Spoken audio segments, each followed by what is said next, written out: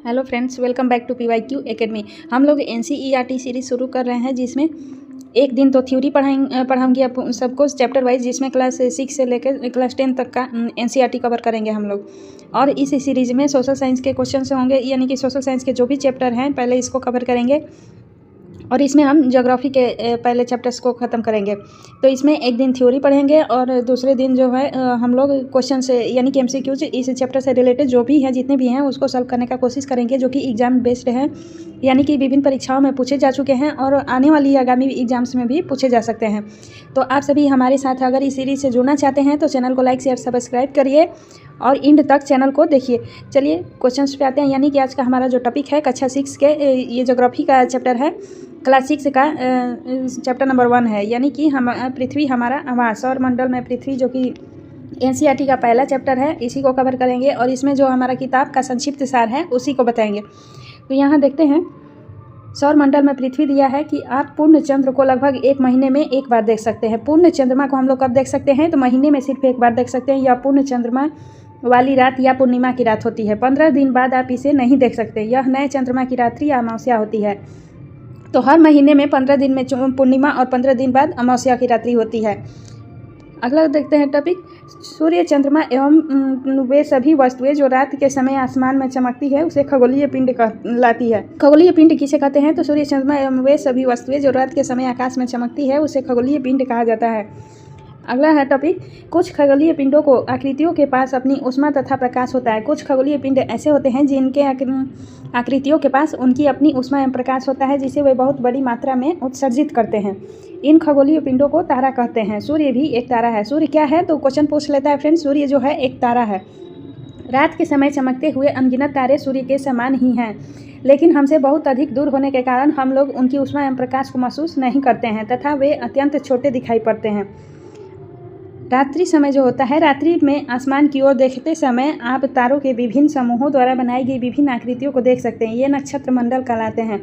नक्षत्र मंडल क्या होता है? तो तारों की विभिन्न आकृतियाँ जो कि बनी होती है और समूह में होती है, उन्हें नक्षत्र मंडल कहा जाता है। अर्सा मेजर या बिग बियर इसी प्रकार का एक नक्षत्र मंडल है। अर्सा मेजर और बिग बियर जो है यह एक नक्षत्र मंडल है। बहुत अर्सा मेजर या बिग बियर नक्षत्र मंडल है, ये तो पढ़ ही लिए। बहुत आसानी से पहचान में आने वाला नक्षत्र मंडल है सप्तऋषि, यानी कि 7 ऋषियों, यानी कि 7 ऋषियों का समूह को सप्तऋषि कहा जाता है। यह 7 तारों का समूह है जो कि नक्षत्र मंडल अर्सा मेजर का भाग है। तो क्वेश्चन ये पूछ सकता है कि सप्तऋषि जो है वह किस मेजर का भाग है, किस नक्षत्र मंडल का भाग है? तो अर्सा मेजर का भाग है।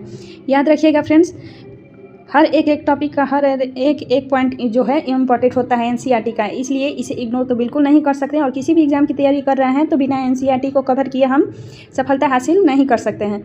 अगला पॉइंट देखते हैं, प्राचीन समय में लोग रात्रि की दिशा का निर्धारण तारों की सहायता से करते थे। उत्तरी तारा उत्तर दिशा को बताता है। उत्तरी तारा जो होता है उत्तर दिशा को बताता है, इसे ध्रुव तारा भी कहा जाता है। ध्रुव तारा जो होता है हमेशा उत्तर दिशा की ओर उगता है, इसलिए इसे ध्रुव तारा और उत्तरी तारा भी कहा जाता है। यह आसमान में हमेशा एक ही स्थान पर रहता है। ध्रुव तारा जो होता है आसमान में हमेशा एक ही स्थान पर रहता है, और हम सप्तऋषि की सहायता से ध्रुव तारे की स्थिति को जान सकते हैं। सप्तऋषि जो है इसकी सहायता से ध्रुव तारे की स्थिति को जान सकते हैं। कुछ रोचक तथ्य क्या है? बृहस्पति, शनि, यूरेनस के चारों ओर छल्ले हैं। बृहस्पति, शनि और यूरेनस 3 ऐसे ग्रह हैं जिनके चारों ओर छल्ले हैं। ये छल्ले जो होते हैं विभिन्न पदार्थों, असंख्य छोटे पिंडों से बनी आकृतियाँ होती है। छल्ले किससे बने होते हैं? तो विभिन्न पदार्थों और असंख्य छोटे पिंडों से बनी आकृतियाँ होती है छल्लों की। नेक्स्ट पॉइंट देखते हैं, कुछ खगोलीय पिंडों में अपना प्रकाश और ऊष्मा नहीं होती है। कुछ खगोलीय पिंड ऐसे होते हैं जिनमें अपनी प्रकाश एवं ऊष्मा नहीं होती है, वे तारों के प्रकाश से प्रकाशित होते हैं। ऐसे पिंड को ग्रह कहते हैं। ग्रह क्या है? तो ग्रह जो होता है इनका अपना प्रकाश एवं ऊष्मा नहीं होती है, बल्कि ग्रह जो होते हैं तारों के प्रकाश से प्रकाशित होते हैं। जैसे हमारी पृथ्वी है, पृथ्वी भी एक ग्रह है और पृथ्वी का कोई प्रकाश नहीं है। यह सूर्य और चंद्रमा की सहायता से इसमें प्रकाश आता है और रोशनी होती है। ग्रह जिसे इंग्लिश में, यानी कि अंग्रेजी में प्लेनेट कहते हैं, ग्रीक भाषा के प्लेनेटाई शब्द से बना है, जिसका अर्थ होता है परिभ्रमक, अर्थात चारों ओर घूमने वाला। ग्रह यानी कि प्लेनेटाई का क्या अर्थ है? तो परिभ्रमक अर्थात चारों ओर घूमने वाला। पृथ्वी जिस पर हम रहते हैं एक ग्रह है। यह अपना संपूर्ण प्रकाश एवं ऊष्मा सूर्य से प्राप्त करती है। पृथ्वी जो है अपना संपूर्ण प्रकाश किससे प्राप्त करती है? सूर्य से प्राप्त करती है, जो पृथ्वी के सबसे नज़दीक का तारा है। पृथ्वी के सबसे नज़दीक का तारा कौन है? तो सूर्य है। पृथ्वी को बहुत अधिक दूरी से जैसे चंद्रमा से देखने पर यह चंद्रमा की तरह चमकती हुई प्रतीत होती है। यानी कि पृथ्वी को जब हम चंद्रमा की सतह से देखेंगे तो वह बिल्कुल चंद्रमा के समान ही दिखाई देती है। फ्रेंड्स, सौरमंडल का चित्र के माध्यम से दर्शाया गया है। सारे 8 ग्रहों को और सूर्य के बीच में दर्शाया गया है। केंद्र में सूर्य को केंद्र में रख के सभी 8 ग्रहों को दर्शाया गया है। यह एनसीईआरटी का बुक में दिया गया है। तो आगे देखते हैं सौरमंडल के स्रोत कौन कौन से हैं। आसमान में दिखने वाला चंद्रमा एक उपग्रह है। चंद्रमा क्या है? चंद्रमा एक उपग्रह है। यह हमारी पृथ्वी का सहचर है। चंद्रमा क्या है? तो पृथ्वी का सहचर है, क्योंकि इसके चारों ओर चक्कर लगाता है।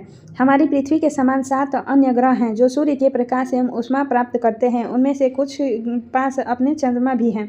यानी कि पृथ्वी के समान ही कुल 8 ग्रह हैं जिनके ऊष्मा जो है उनको कहाँ से प्राप्त होता है? तो सूर्य से ही प्राप्त होता है। और उनके पास भी अपना एक उपग्रह है। जिस तरह से पृथ्वी के पास अपना उपग्रह है चंद्रमा, उसी तरह अन्य 8 ग्रहों के पास भी अपना उपग्रह है किसी न किसी के पास। और आगे देखते हैं सौरमंडल। सौरमंडल क्या है? तो सूर्य, 8 ग्रह एवं उपग्रह तथा कुछ खगोलीय पिंड जैसे क्षुद्र ग्रह एवं उनका पिंड मिलकर सौरमंडल का निर्माण करते हैं। उसे हम सौर परिवार का नाम देते हैं, जिसका मुखिया होता है सूर्य। सौर परिवार का मुखिया कौन होता है? तो सौर परिवार का मुखिया सूर्य होता है। पौराणिक रोमन कहानियों में सोल सूर्य देवता कहा जाता है। सौर शब्द का अर्थ होता है सूर्य से संबंधित, इसलिए सूर्य के परिवार को सौरमंडल कहते हैं। सूर्य के परिवार को क्या कहते हैं? तो सौरमंडल कहते हैं। और सौरमंडल में कौन कौन शामिल होते हैं? तो सूर्य, 8 ग्रह एवं उपग्रह तथा कुछ खगोलीय पिंड जैसे क्षुद्र ग्रह एवं उल्का पिंड मिलकर सौरमंडल का निर्माण करते हैं। अब शब्द की उत्पत्ति देखते हैं। ज्योग्राफी जो शब्द है, ज्योग्राफी एक अंग्रेजी शब्द है। ज्योग्राफी कैसा शब्द है? अंग्रेजी शब्द है। यह ग्रीक भाषा से लिया गया शब्द है, जिसका अर्थ है पृथ्वी का विवरण। ज्योग्राफी जो है ग्रीक भाषा से लिया गया है और इसका अर्थ होता है पृथ्वी का विवरण। यह 2 ग्रीक शब्दों से मिलकर बना है। जी शब्द का अर्थ है पृथ्वी एवं ग्राफिया का क्या अर्थ होता है? तो लिखना। आइए पृथ्वी के संबंध की ओर जाने। पृथ्वी के संबंध में और अधिक जानें तो जैसे यहाँ देखते हैं लोगिया यानी कि लॉजी। लॉजी का अर्थ होता है पृथ्वी का अध्ययन। और मेट्रिक का क्या अर्थ होता है? पृथ्वी का मापन। और आइड का अर्थ होता है पृथ्वी के आकार के अनुरूप। और इसमें हम लगाएंगे यहाँ जी।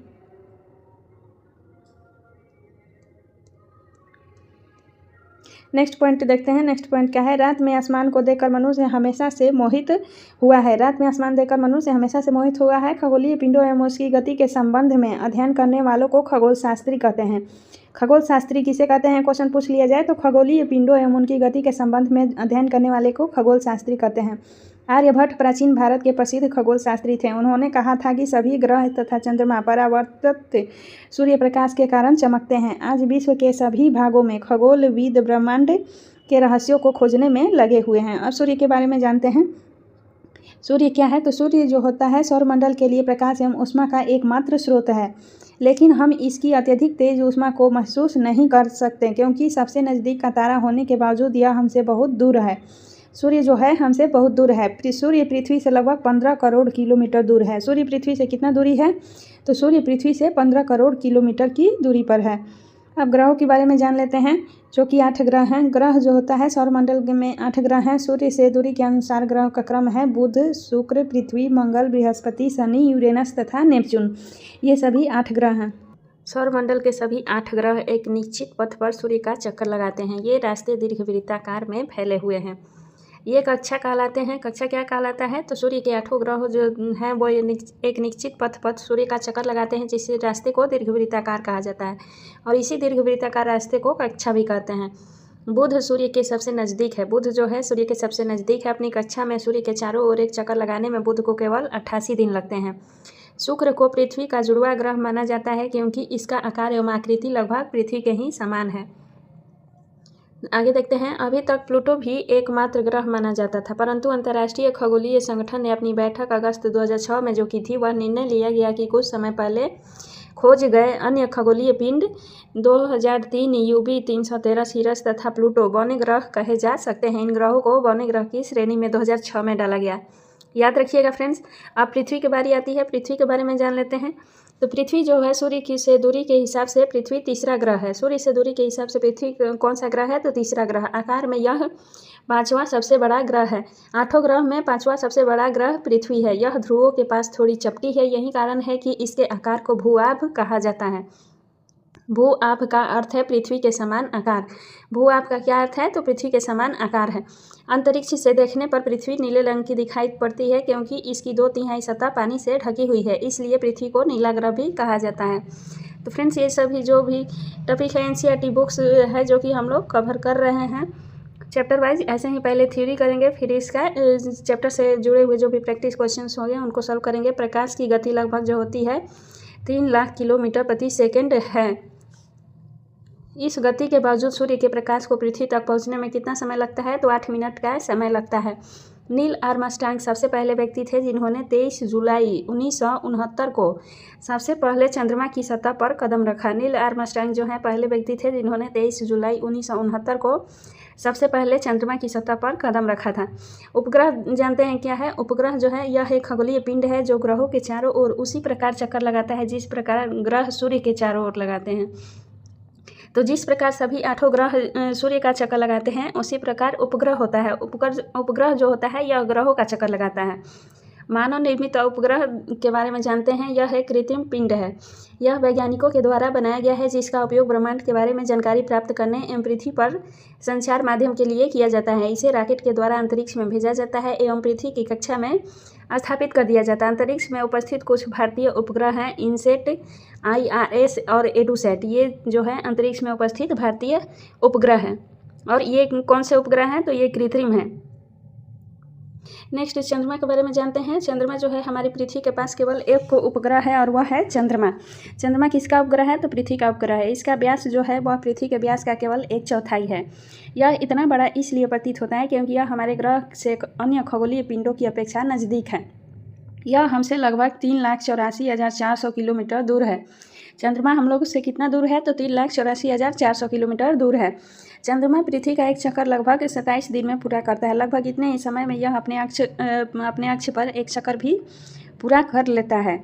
इसके परिणाम स्वरूप पृथ्वी से हमें चंद्रमा का केवल एक ही भाग दिखाई पड़ता है।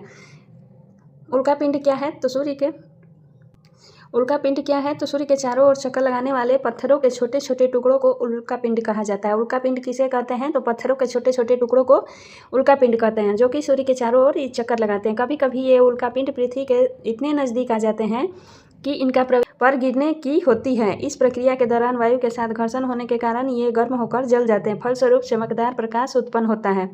कभी कभी कोई उल्का पूरी तरह जले बिना पृथ्वी पर गिरती है जिससे धरातल पर गड्ढे बन जाते हैं। अब चैप्टर लास्ट ही है फ्रेंड्स। क्या आपने तारों के बारे में खुले आकाश में एक ओर से दूसरी ओर तक फैली चौड़ी सफ़ेद पट्टी की तरह एक चमकदार रास्ते को देखा है? यह लाखों तारों का समूह है। जो लाखों तारों का समूह होता है पृथ्वी, आप लोगों ने देखा होगा कि आकाश में सफ़ेद पट्टी के समान दिखाई देता है। तो इस पट्टी को क्या कहते हैं? तो इसे आकाशगंगा या मिल्की वे कहा जाता है। हमारा सौरमंडल इस आकाशगंगा का एक भाग है। आकाशगंगा जो होता है करोड़ों तारों, बादलों तथा गैसों की एक प्रणाली है। इस प्रकार की लाखों आकाशगंगाएं मिलकर ब्रह्मांड का निर्माण करती है। ब्रह्मांड की विशालता की कल्पना करना अत्यधिक कठिन है। तो फ्रेंड्स, हमने चैप्टर 1 कंप्लीट कर लिया है जो कि सौरमंडल से जुड़ा हुआ था। अब नेक्स्ट इसमें क्वेश्चन आंसर आते हैं तो हम इसकी प्रैक्टिस दूसरे दिन करेंगे। तब तक के लिए आप सभी को ये चैनल यूज़फुल लगा हो, ये चैप्टर यूज़फुल लगा हो, व्याख्या अच्छी लगी हो तो चैनल को लाइक शेयर सब्सक्राइब कीजिए। मिलते हैं नेक्स्ट वीडियो में।